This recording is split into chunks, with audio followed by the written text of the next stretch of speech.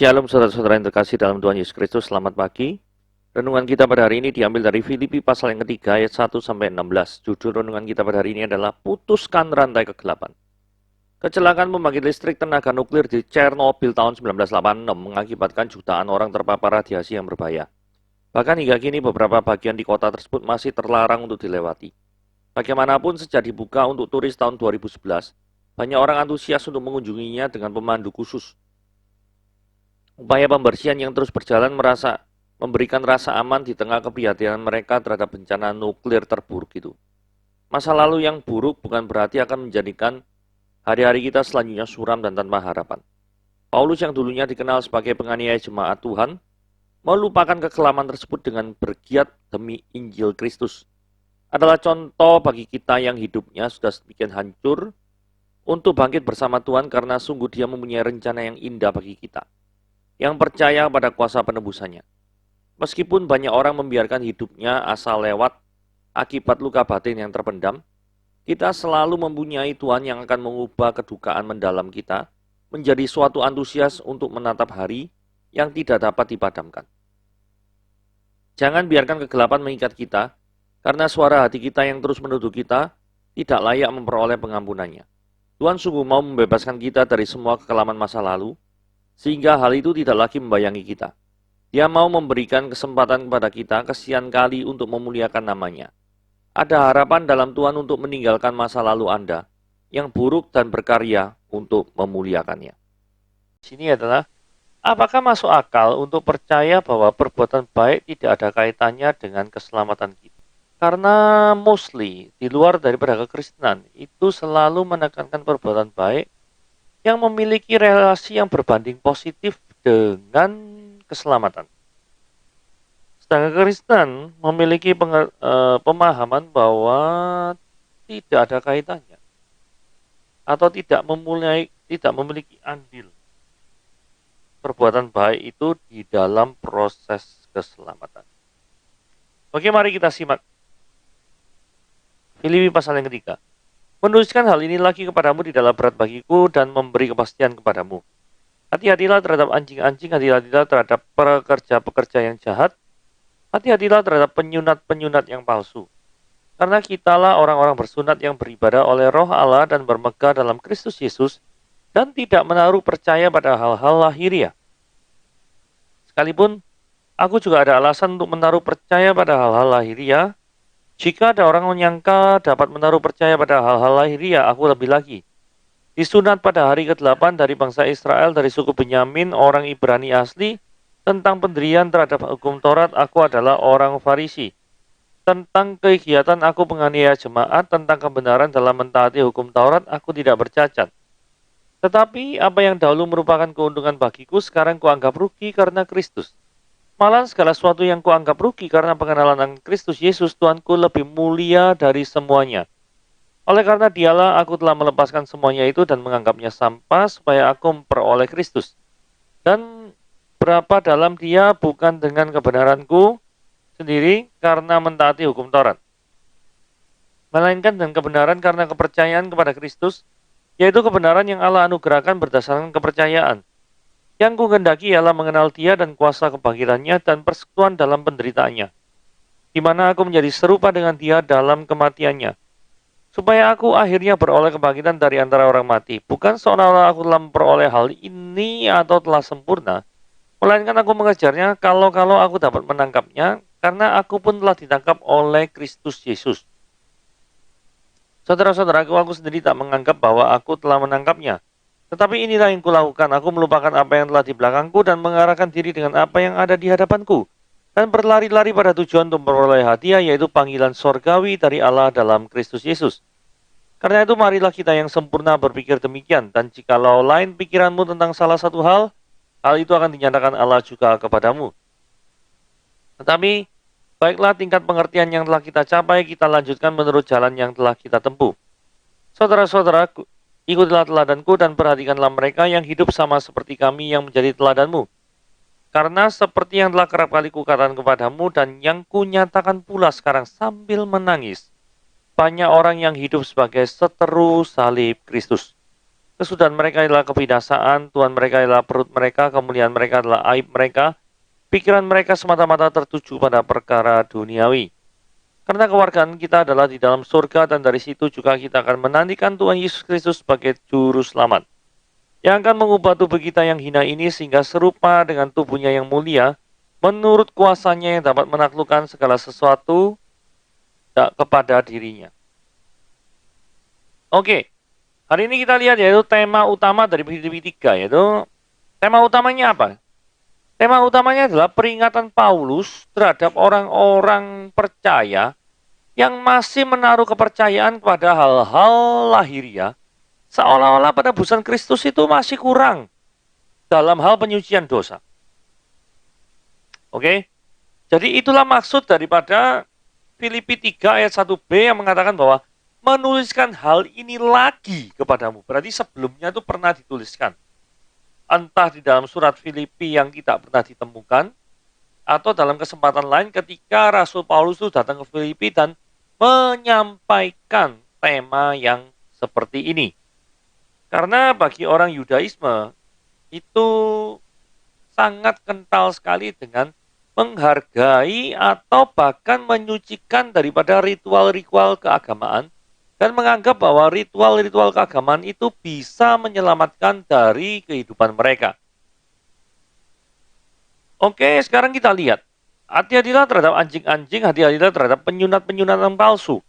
Rupa-rupanya, ajaran tentang sunat ini menjadi polemik tersendiri bagi Filipi. Karena memang di dalam salah satu kitab dalam kitab Taurat itu dikatakan bahwa sunat adalah perjanjian yang kekal. Artinya daripada perjanjian yang kekal, orang secara natural reading itu memahami bahwa sunat itu akan berlaku terus-menerus.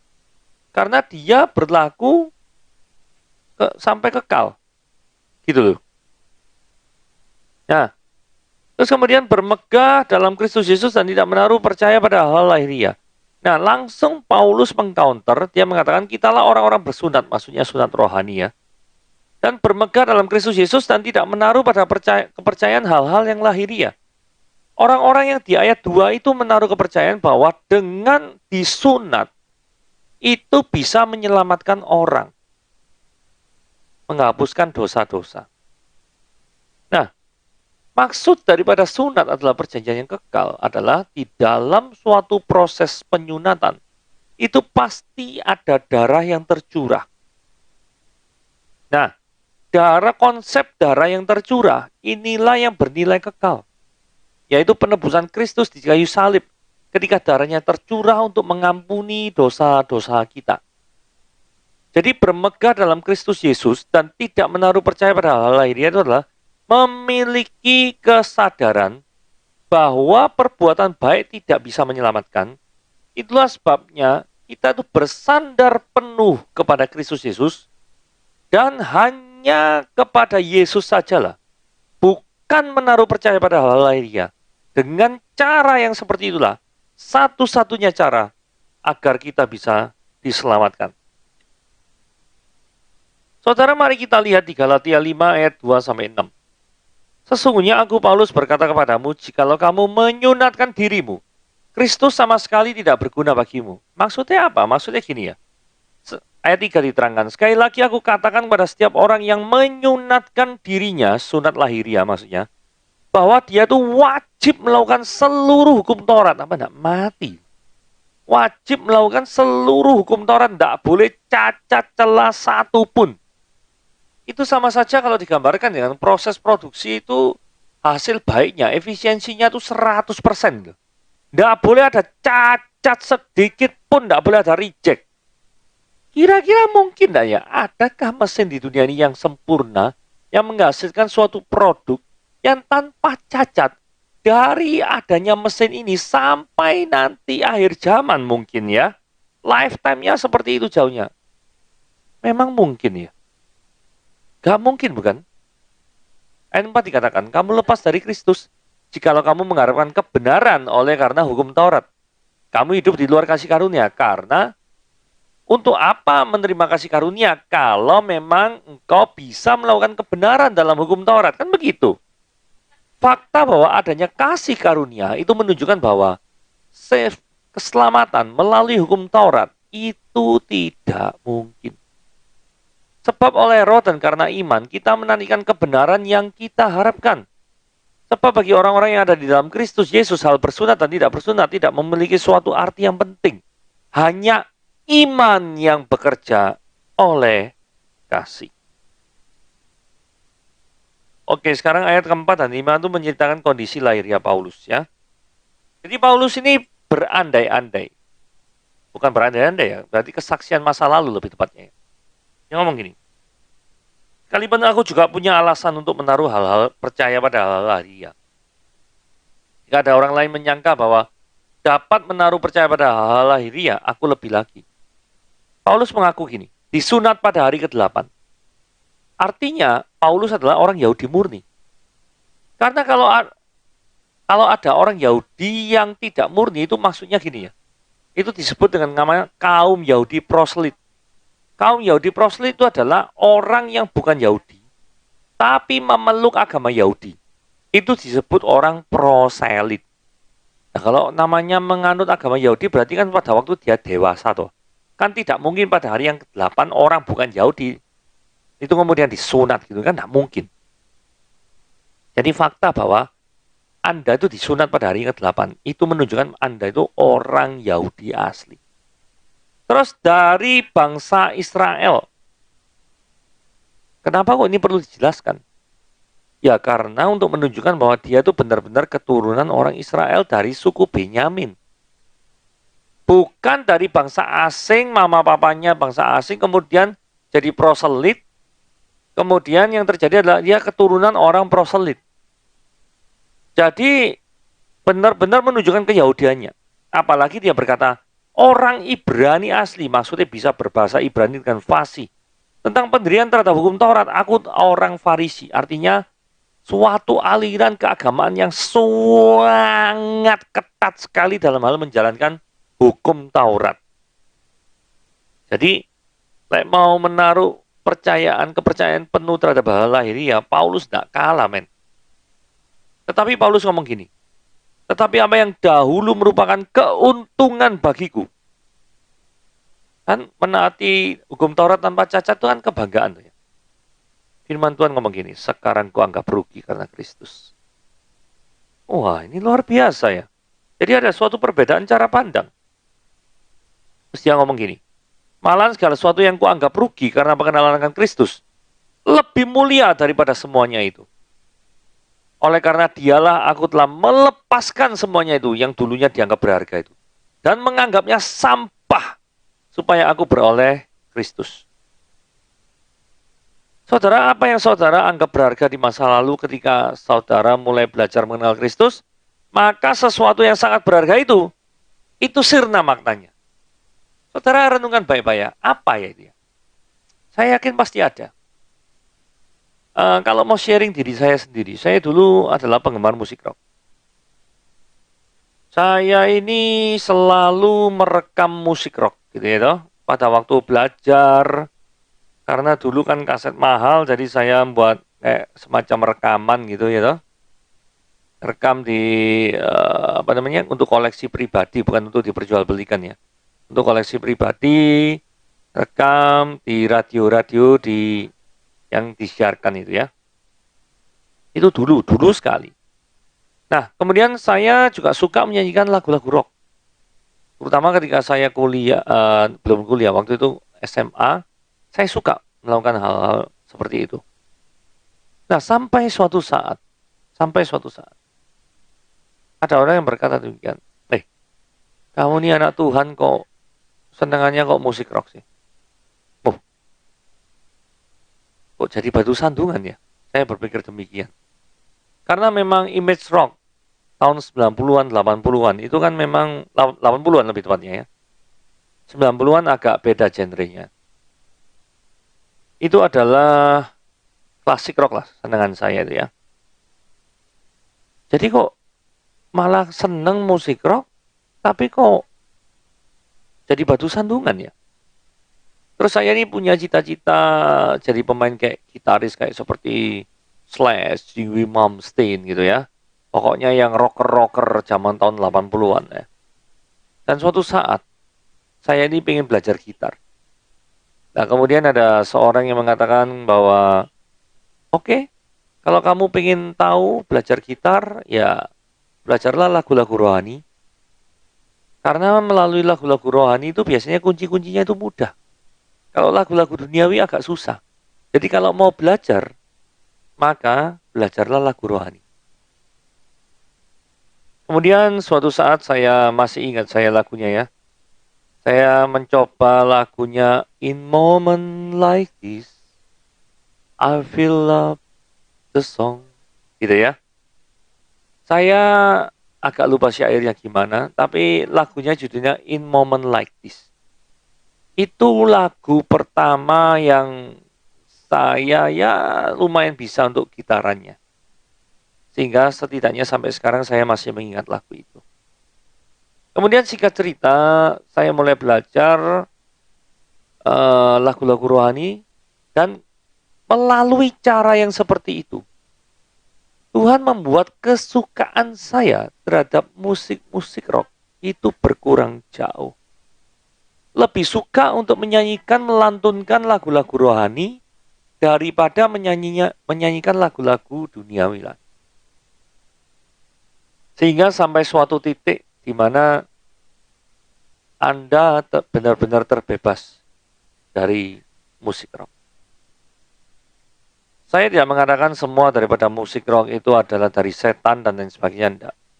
Tetapi jika memang musik itu membuat Anda itu jadi batu sandungan ketika orang lain mau mengenal Kristus, maka sebaiknya Anda tinggalkan daripada musik itu. Maka beralihlah ke musik-musik rohani. Musik-musik yang memuji dan memuliakan Tuhan. Dan ketika orang mendengar, orang itu akan bertobat dan mengenal Kristus. Saya pernah lihat kesaksiannya dari seorang artis terkenal namanya Kiki Fatmala. Dia juga bertobat, menerima Yesus. Jalan masuknya melalui mendengar lagu rohani di rumah temannya. Waktu sedang suntuk dan lain sebagainya. Saudara, inilah adalah salah satu cara yang Tuhan gunakan. Bagaimana Tuhan ketika seorang itu mengenal Tuhan, maka orang itu akan diubahkan oleh dia. Menganggap bahwa yang lama sudah berlalu, sedangkan yang baru itu sudah datang. Nah, ayat 9 itu bicara melalui pembenaran justification only by faith alone. Not through good deeds. Bukan melalui perbuatan baik. Karena perhatikan baik-baik ayatnya. Ini ayat indah sekali ya. Filipi 3 ayat 9-nya. Dan berada di dalam dia bukan dengan kebenaranku. Karena mentaati hukum Taurat. Berarti artinya bersekutu dengan Tuhan. Itu jalan menuju ke sana itu bukan menaati hukum Taurat. Bukan. Melainkan dengan kebenaran karena kepercayaan kepada Kristus. Jadi true faith in Christ. Yaitu kebenaran yang Allah anugerahkan. Bukan diusahakan oleh manusia. Tapi Allah yang menganugerahkan berdasarkan kepercayaan. Saudara, saya suka sekali ayat 9 ini ya. Karena Filipi 3 ayat 9 ini menunjukkan bahwa pengenalan akan Tuhan itu ada bukan karena usaha manusia. Karena usaha manusia itu adalah pengen sesungguhnya itu untuk menyenangkan dirinya sendiri. Tidak ada suatu motivasi yang tulus untuk mengenal Tuhan. Tidak ada. Yang ada adalah untuk mementingkan diri sendiri. Tetapi sini puji Tuhan bahwa kita datang kepada Tuhan. Itu karena apa? Kebenaran yang Tuhan anugerahkan. Jadi kita jadi benar. Itu karena Tuhan itu menganugerahkan. Tuhan memberi. Kita sendiri tidak mampu untuk menjadi benar. Karena dasar daripada manusia, natur daripada manusia, itu adalah berdosa. Sehingga tidak mungkin manusia itu bisa dibenarkan melalui perbuatan baik. Nah, yang ku kehendaki adalah mengenal dia dan kuasa kebangkitannya. Dan bersekutu dalam penderitaannya. Di mana aku menjadi serupa dengan dia di dalam kematiannya. Saudara, Dahulu Paulus itu pengen membunuh sebanyak-banyaknya pengikut Kristus. Benar ya? Tapi sekarang keinginan Paulus adalah mendapatkan jiwa sebanyak-banyaknya untuk Kristus.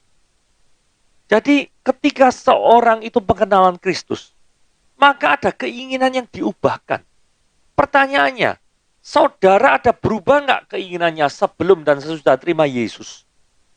Saudara ada perubahan paradigma nggak? Cara berpikir sebelum dan sesudah saudara mengenal Kristus? Saya harap saudara ada perubahan. Dan orang bisa menilainya bahwa Anda bisa berubah.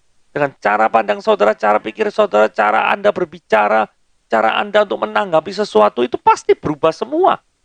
Sama seperti Paulus. Ketika Paulus hidupnya untuk membunuh para pengikut Kristus sebelum mengenal Kristus. Tapi setelah mengenal Kristus, dia mencari sebanyak-banyaknya orang untuk menjadi pengikutnya. Bukankah ini berubah 180 derajat? Nah, kita loncat 7 ayat ke ayat 7.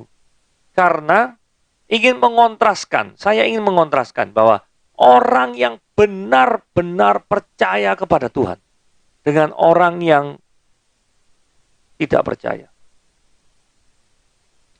Saudara-saudaraku, ikutlah teladanku dan perhatikanlah mereka yang hidup sama seperti kami yang menjadi teladanmu.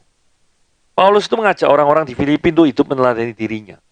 Saudara, saya waktu membuat renungan hari ini itu berpikir, berani enggak ya? Kita tuh ngajak orang lain untuk hidup meneladani daripada kehidupan kita. Berani enggak ya? Kita mungkin berpikir, waduh kayak gitu kan kesannya sombong gitu ya. Sebenarnya kalau pikir-pikir enggak ya. Maksudnya mengajak orang lain untuk memiliki satu visi dengan kita. Yaitu to glorify our Lord and enjoy Him forever. Jadi untuk memuliakan Dia dan menikmati Tuhan selama-lamanya. Saudara, kita harus menjadi prototipe, bisa menjadi contoh bagi orang-orang yang belum percaya. Sehingga kita orang yang percaya ini bisa menjadi kesaksian yang harum bagi orang yang belum percaya. Jadi jangan sampai hidup kita menjadi batu sandungan bagi orang yang tidak percaya. Sehingga orang percaya akan enggan sekali untuk masuk Kristen gara-gara melihat hidup kita yang berengsek. Nah, ini repot. Jadi di sini Paulus berkata, teladanilah aku. Nah, di dalam ayat 18, di sini kita lihat, karena seperti telah kerap kali kukatakan padamu dan kunyatakan pula sekarang sambil nangis. Paulus ini sedih luar biasa. Sambil nangis nulis surat ini. Kenapa kok sambil nangis? Apa yang membuat Paulus nangis? Itu adalah ayat yang ke-18C ini. Banyak orang yang hidup sebagai apa? Seteru atau musuh salib Kristus. Saudara, apa yang membuatmu sedih dalam hidupmu? Belum punya pacar sedih? Ya mungkin. Belum punya jodoh sedih? Ya mungkin. Saudara, apa yang membuatmu sedih? Hari ini kita belajar yang membuat Paulus sedih itu adalah ketika dia melihat ada banyak orang yang menjadi musuh salib Kristus. Apakah ketika melihat orang yang belum percaya pada Tuhan, hati kita tuh nangis, minta orang tersebut untuk diselamatkan, berdoa semoga Tuhan tuh menyelamatkan orang itu, atau hal itu bukan merupakan bagian dari hidupmu, sehingga orang itu percaya Tuhan, tidak percaya Tuhan bukan urusanmu. Anda merasa itu tidak penting sama sekali. Karena itu Anda merasa itu bukan tugas Anda. Apakah Anda berpikir seperti itu? Paulus ini menangisi jiwa-jiwa yang belum menerima Yesus sebagai Tuhan dan Juru Selamat. Dan saya katakan kepada saudara yang mendengarkan firman Tuhan pada hari ini, jikalau Anda yang mendengar, termasuk adalah orang yang belum percaya kepada Yesus sebagai Tuhan dan Juru Selamat, melalui siaran YouTube ini, saya katakan, bertobatlah. Mengakulah daripada segala dosa-dosamu. Karena melalui perbuatan baikmu, keselamatan tidak bisa ada. Karena terlalu jauh apa yang Tuhan tuntut dengan perbuatan baikmu. Engkau mungkin menilai engkau baik, tetapi di mata Tuhan penilaiannya berbeda. Karena mungkin segala kebaikanmu itu adalah seperti kain kotor. Firman Tuhan berkata demikian dalam kitab Yesaya. Saudara, cepatlah bertobat. Cepatlah bertobat. Percayalah Yesus sebagai Tuhan dan Juru Selamat dan satu-satunya kebenaran. Nah, saudara kalau ingin tahu kondisi orang berdosa itu seperti apa? Ayat 19 menjawab, kesudahan mereka itu adalah kebinasaan. Tuhan mereka adalah perut mereka. Kemuliaan mereka ialah aib mereka. Pikiran mereka semata-mata ditujukan pada perkara duniawi. Saudara, dengan apakah saudara itu ngisi kehidupan Anda? Apakah dengan perkara-perkara duniawi melulu? Ataukah saudara mengisi kehidupan Anda dengan aktivitas rohani? Kesudahan orang-orang dunia ini kebinasaan loh. Apakah Anda tidak menangis melihat orang-orang seperti itu? Kesudahannya mereka itu adalah binasa. Itu adalah sama seperti gini ya. Ada orang antri, terus kemudian orang ini ketawa-ketiwi, hahaha, hihihi, tidak tahu di ujung antrian itu adalah maut yang menanti. Jadi sepanjang jalan menuju antrian, hahaha, hihihi, itu tidak ada gunanya sama sekali. Karena kesudahan orang hahi itu adalah kematian kekal yang tidak bisa diselamatkan lagi. Saudara perhatikan ini baik-baik. Kesudahan orang duniawi adalah kebinasaan. Bertobatlah bagi setiap orang-orang yang memperhatikan perkara duniawi tok. Saudara mulailah untuk mengalihkan perhatian saudara kepada perkara-perkara rohani. Jika selama ini saudara sangat jauh terhadap perkara-perkara rohani, mulai sekarang, alihkanlah hidupmu, alihkanlah pandanganmu terhadap hal-hal yang bersifat kekal atau bernilai kekal. Saudara, bagaimana ya cara mengaplikasikannya hal ini? Contoh misalkan gini ya, lu main sepak bola, misalkan. Seorang pemain bertahan itu ingin mempertahankan wilayahnya.